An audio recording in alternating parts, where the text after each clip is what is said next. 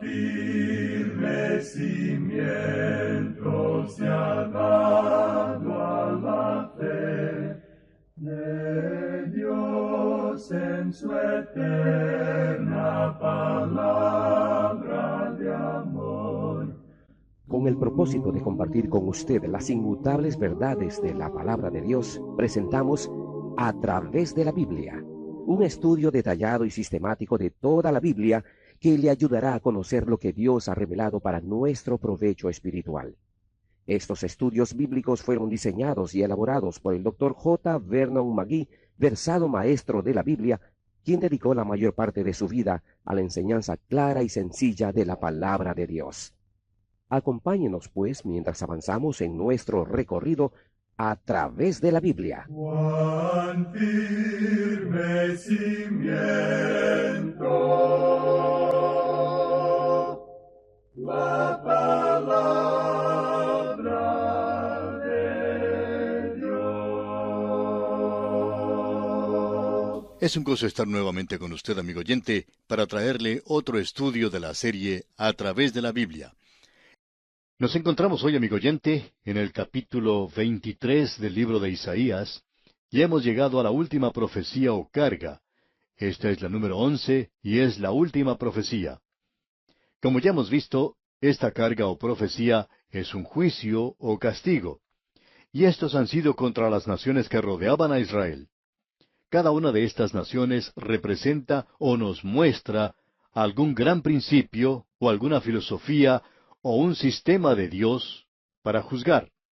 Y uno puede transferir esto, lo referente a estas naciones, muchas de ellas han desaparecido ya, y podemos colocar esto donde usted y yo vivimos en el día de hoy, en el lugar mismo donde nos encontramos, donde vivimos.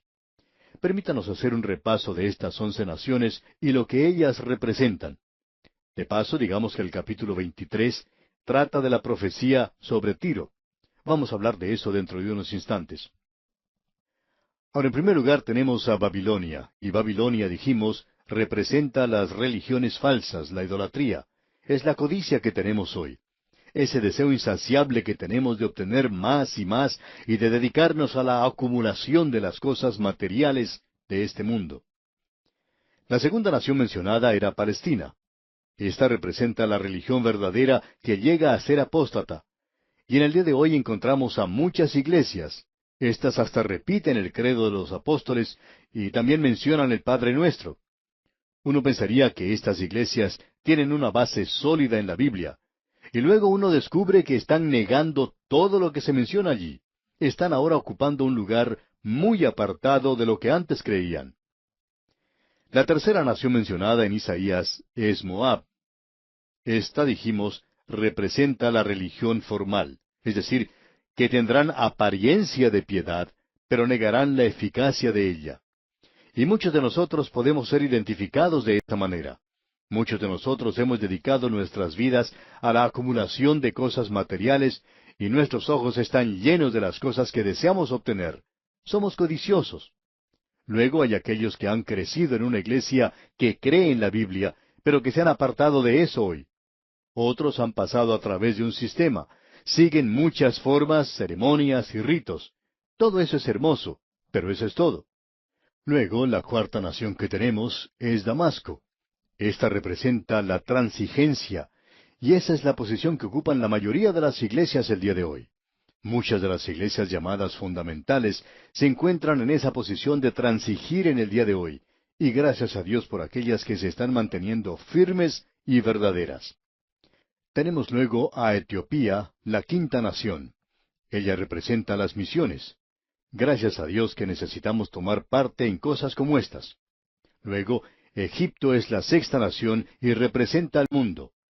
El apóstol Juan en su primera epístola, capítulo 2, versículo 15, nos exhorta a que no amemos al mundo ni las cosas que están en el mundo. A Israel se le dijo que se mantuviera fuera de Egipto. Allí es donde comenzaron los problemas para Abraham. E Israel está teniendo problemas en esa dirección el día de hoy. Y muchos de nosotros estamos teniendo problemas con el mundo. Llegamos ahora al séptimo juicio, y ese fue el de Persia. Bueno, eso representa el lujo. Y amigo oyente, la mayoría de nosotros gusta demasiado de esto. Nos encontramos hoy en una sociedad que en gran parte le agrada vivir en la abundancia. Luego, la octava es Edom, que representa la carne. Muchos de nosotros estamos sirviendo a la carne hoy. Luego, la novena es Arabia. Eso representa la guerra.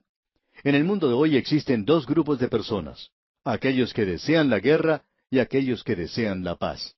Y la única diferencia que se puede ver entre estos dos grupos, ya que ambos son del mundo, es que el grupo pro paz está dispuesto a luchar por eso.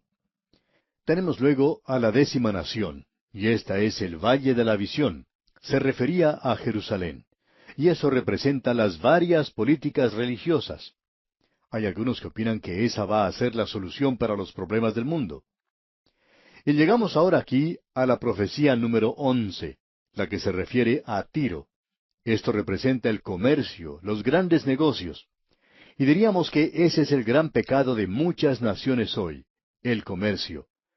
Hay personas que piensan, que creen, que el dinero puede resolver todos los problemas. Y cuando se presenta un problema hoy, el gobierno dice que hay que gastar un poco más de dinero. Y eso por supuesto quiere decir que la gente nunca lo recibe.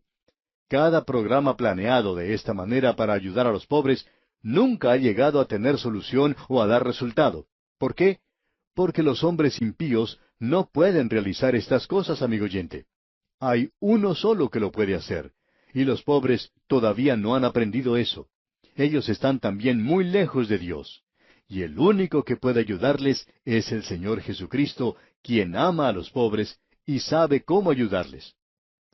Este capítulo que vamos a considerar hoy nos habla de Tiro, y veremos lo que se nos dice acerca de esta nación. Tiro y Sidón eran dos grandes ciudades de los fenicios. Diríamos que Sidón era en realidad la ciudad madre, pero luego fue superada por su orgullosa y rica hija, Tiro. Las naves de Fenicia visitaban todos los puertos del mar Mediterráneo y aún se arriesgaban a viajar en el océano, más allá de las columnas de Hércules, y las naves fenicias traían estaño de Gran Bretaña. En realidad, el significado de Bretaña es el de tierra o liga de estaño. Y luego los fenicios eran personas muy agresivas y también eran un grupo de gente que progresaba mucho. Cartago, en el norte de África, fue establecida por ellos. Cartago, la ciudad enemiga de Roma, era una ciudad fenicia, y Chipre logró su prosperidad al hacer intercambio comercial con Tiro. Y luego existían otros centros que esta gente había establecido. Usted recordará que Jonás, por ejemplo, fue a la ciudad de Tarsis. Ahora, ¿dónde estaba Tarsis? En la costa sur de España. ¿Y quién comenzó esa ciudad? Bueno, fueron los fenicios, y los fenicios fueron aquellos que inventaron el alfabeto. Ahora, Hiram, el rey de Tiro, fue un gran amigo del rey David. Y cuando lleguemos a estudiar el capítulo 26 del libro de Ezequiel, vamos a ver una de las profecías más destacadas en la palabra de Dios en cuanto a Tiro, y allí veremos que Dios profetizó que la ciudad sería destruida por Babilonia y que luego ellos serían tomados cautivos por Babilonia. Serían cautivos por 70 años, de la misma manera en que los 7 reinos fueron cautivos por 70 años. Y luego este pueblo regresó de la misma manera que lo hizo Israel, y la ciudad fue reedificada en una isla afuera de la antigua ciudad. Dios había dicho que las ruinas de Tiro iban a ser barridas completamente. ¿Y quién iba a hacer esto? Bueno, Alejandro Magno, cuando él se acercó a Tiro, no iba a luchar contra Tiro con naves, aun cuando él tenía excelentes navíos. Así es que él construyó como un arrecife, como una calzada empedrada en ese lugar, y para construirla no utilizó piedras, sino que utilizó los restos de la ciudad. Alejandro Magno utilizó las ruinas de la ciudad antigua de Tiro para construir esa calzada. Barrió la superficie de la ciudad antigua, y uno no puede ni siquiera decir dónde había estado construida. Todo eso se encuentra ahora en esa calzada que él construyó, digamos de paso. Alejandro Magno, pues, tomó la ciudad y cumplió literalmente lo que Dios dijo que había de hacerse. Dios dijo allá en Ezequiel capítulo 26, versículo 14, «Y te pondré como una peña lisa, tendedero de redes serás, y nunca más serás edificada, porque yo Jehová he hablado, dice Jehová el Señor». Cerca de ese lugar se encuentra una pequeña ciudad turca, pero este lugar, Tiro, aún se encuentra en ruinas. Amigo ateo, ¿quiere usted que la palabra de Dios esté equivocada? Le llamo amigo porque usted es un candidato para la salvación, y quiero decirle que no se ponga en una esquina a decir que usted no cree en Dios, sino que procure más bien probar su palabra. Vaya a ese lugar en el día de hoy y trate de reedificar la ciudad de Tiro. Estamos muy interesados en decirle esto a usted, amigo ateo, porque esto ya ha sido intentado antes. En realidad, allí se encuentra una ciudad ya lista, una ciudad pincelada en la montaña misma, llamada Petra, y Dios dijo que no iba a ser habitada jamás. Esa ciudad está lista en ese lugar. Todo lo que uno tiene que hacer es pasarse a ese lugar y comenzar una colonia. Pero no lo haga, ya alguien ha tratado de hacerlo. Un incrédulo alemán llegó a ese lugar con una colonia, y esa gente permaneció allí por un tiempo, pero no se encuentran allí hoy, porque Dios dijo que no iba a ser poblada jamás. Ahora, esta es la ciudad que estamos observando en el día de hoy.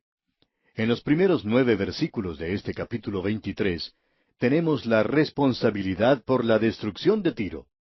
¿Quién es responsable? Y aquí descubrimos que es una responsabilidad divina. Es el Señor de los ejércitos. Luego también tenemos la responsabilidad humana para la destrucción de Tiro, y eso le cayó a los caldeos. Lo interesante de notar aquí es que Tiro será recuperada en los últimos días, y entonces será reedificada. Ese es uno de los lugares que observaríamos para saber dónde nos encontramos en la trama de Dios. Ahora, el versículo 1 de este capítulo 23 de Isaías dice, Profecía sobre Tiro. Aullad, naves de Tarsis, porque destruida es Tiro hasta no quedar casa ni a dónde entrar. Desde la tierra de Quitim les es revelado. Aquí tenemos las naves de Tarsis. Ese es el lugar al cual huyó Jonás, una colonia de los fenicios.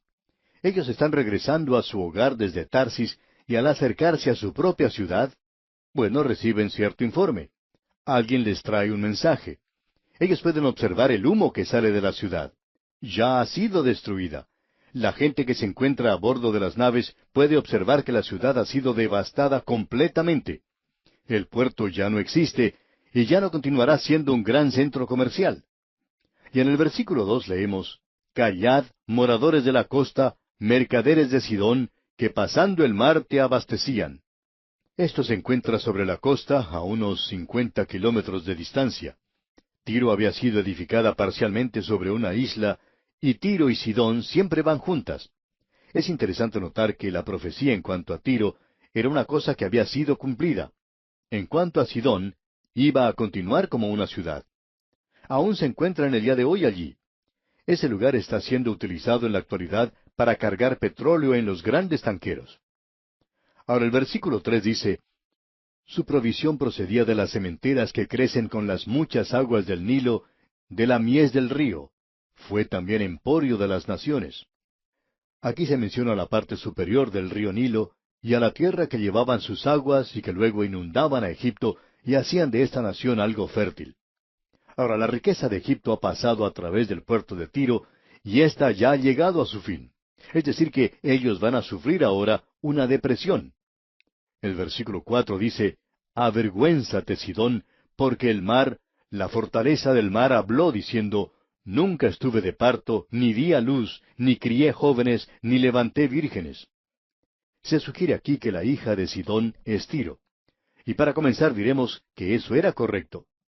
Ahora el versículo 5 dice, Cuando llegue la noticia a Egipto, tendrán dolor de las nuevas de Tiro. Ahora la destrucción de Tiro arruina el comercio de Egipto. Y en el versículo 6 leemos, Pasaos a Tarsis, aullad moradores de la costa. Es decir, que la caída de Tiro causa luto, una tristeza universal, aun para una colonia que se encuentra muy lejos sobre la costa azul, y muchas de esas personas huyeron a bordo de navíos cuando Nabucodonosor destruyó la ciudad. Algunos escaparon allí. Y en el versículo 7 leemos, ¿No era esta vuestra ciudad alegre con muchos días de antigüedad? Sus pies la llevarán a morar lejos. Un gran centro comercial es una ciudad donde también hay muchas cosas para diversión, porque allí se tienen esas cosas que son agradables para la carne. A los habitantes de Tiro se les sugiere que huyan lo más lejos posible, porque esa ciudad tan alegre ha llegado a su fin. Y en el versículo 8 leemos, ¿Quién decretó esto sobre Tiro, la que repartía coronas, cuyos negociantes eran príncipes, cuyos mercaderes eran los nobles de la tierra. Tiro era quien establecía esas colonias. Es por eso que se dice aquí que Tiro es la que repartía coronas.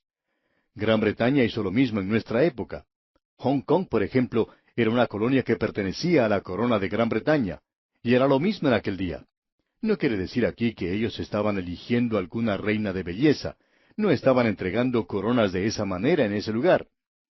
Y luego en el versículo 9 leemos, Jehová de los ejércitos lo decretó para envilecer la soberbia de toda gloria y para abatir a todos los ilustres de la tierra. Es decir, que Dios está diciendo aquí que Él fue quien determinó la destrucción de Tiro, y Él no pide disculpas por los arreglos que ha hecho.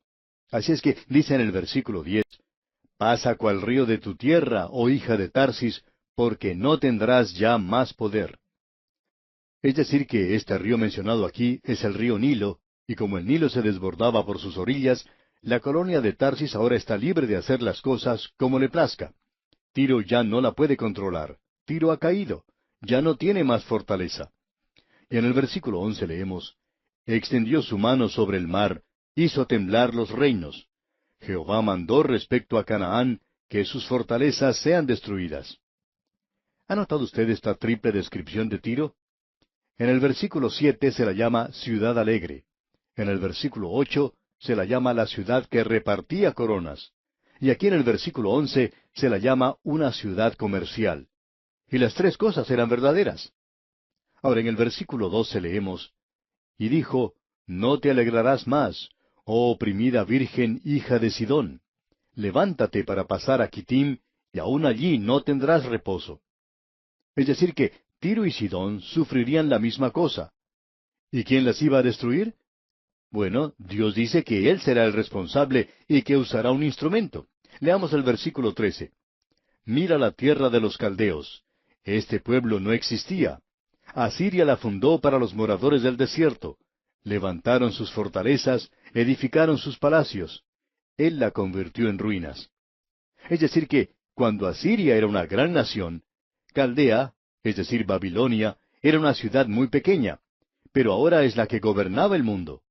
Así es que, dice en el versículo 14, Aullad, naves de Tarsis, porque destruida es vuestra fortaleza. Ahora, ¿cuántos años iban a estar cautivos? El versículo 15 dice, Acontecerá en aquel día que Tiro será puesta en olvido por 70 años, como días de un rey. Después de los 70 años, cantará Tiro canción como de ramera. Luego el versículo 17 agrega, Y acontecerá que al fin de los 70 años visitará Jehová a Tiro, y volverá a comerciar, y otra vez fornicará con todos los reinos del mundo sobre la faz de la tierra. Se convertirá como una ramera del mundo. Y así es como Dios habla de los grandes centros comerciales. Ahora, en la primera parte del versículo 18 dice, Pero sus negocios y ganancias serán consagrados a Jehová. Y avanzamos ahora a través de las edades, y llegamos a los últimos días, a la época de la gran tribulación, cuando Tiro volverá a ser una gran ciudad, y entrará al milenio, porque sus ganancias serán para los que estuvieren delante de Jehová, dice aquí. Es decir que ahora todo está dedicado para el Señor. ¡Qué cuadro el que tenemos aquí, amigo oyente! Ahora, en el capítulo 24 de Isaías, se finaliza el juicio contra las naciones. Ahora todo ha sido consumado, y todo se concentra en un punto, en la gran tribulación, al fin de las edades, después que la iglesia haya sido quitada. Es necesario, por tanto, que tengamos presente el cuadro de las divisiones principales de Isaías, las cuales hemos mencionado en nuestros bosquejos al comienzo, ya que tenemos en los capítulos 1 al 35 el tema del juicio. Todo esto ha ido en aumento como una avalancha de nación a nación, y ahora llegamos al período de la gran tribulación. En los capítulos 13 al 23 vimos los juicios de Dios contra las naciones que rodeaban a Israel. Ahora, del capítulo 24 al 35, tenemos una nueva sección. Vemos que el juicio es aún supremo, pero en los próximos capítulos de esta sección veremos que se refiere completamente al futuro. Hemos llamado a los próximos capítulos que tenemos ante nosotros el pequeño Apocalipsis, tal cual tenemos en el libro de Apocalipsis, la revelación. Vamos a señalar los puntos que tenemos aquí que son sobresalientes. Tenemos aquí la gran tribulación, y el juicio mundial de parte de Dios. El primer versículo del capítulo 24 dice, He aquí que Jehová vacía la tierra y la desnuda, y trastorna su faz, y hace esparcir a sus moradores. La palabra tierra en este versículo viene de la palabra hebrea Aretzen, que algunos consideran se refiere solamente a la tierra de Israel, otros al mundo entero. Creemos que en realidad esa palabra tiene un doble significado, y que nos habla de la tierra y del juicio que se acerca en la gran tribulación. Dios juzgará no solo la tierra, sino el mundo entero durante ese período. Notamos en los versículos 13 al 15 de este capítulo 24 que los santos de la tribulación son guardados a través del período de la gran tribulación. Vemos en esos versículos lo siguiente. Leamos los versículos 13 al 15. Porque así será en medio de la tierra, en medio de los pueblos, como olivo sacudido, como rebuscos después de la vendimia.